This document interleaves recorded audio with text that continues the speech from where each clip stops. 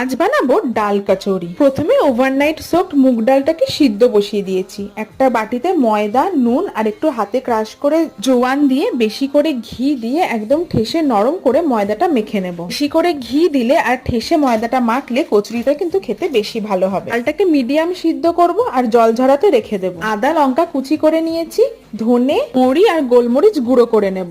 প্যানে তেল গরম করে তাতে জিরে, হিং ফোড়ন দিয়ে ওই গুঁড়ো করা মশলাটা দিয়ে জল ঝরানো ডাল, আদা কুচি, লঙ্কা কুচি দিয়ে নুন, হলুদ, লঙ্কা গুঁড়ো দিয়ে ভালো করে মিক্স করে একটু স্ম্যাশার দিয়ে স্ম্যাশ করে নেব। একটু ছাতুর আটা, একটু কাসুরি মেথি দিয়ে একটা থালায় ঢেলে ঠান্ডা করতে রেখে দেবো। এদের লেচি কেটে নিয়ে সেটাকে বাটির মতো শেপ দিয়ে ডালের পুরটা ভালো করে ভরে সিল করে দিয়ে হাতের মধ্যেই এরকম চ্যাপটা চ্যাপটা শেপের গড়ন করে নেব। তেল যখন মিডিয়াম গরম হবে তখন কিন্তু এই কচুরিগুলোকে ছাড়তে হবে। মিডিয়াম আছে আস্তে আস্তে ভেজে নিলেই তৈরি হয়ে যাবে এই ডাল কচুরি। শীতের সকালের একদম পারফেক্ট ব্রেকফাস্ট।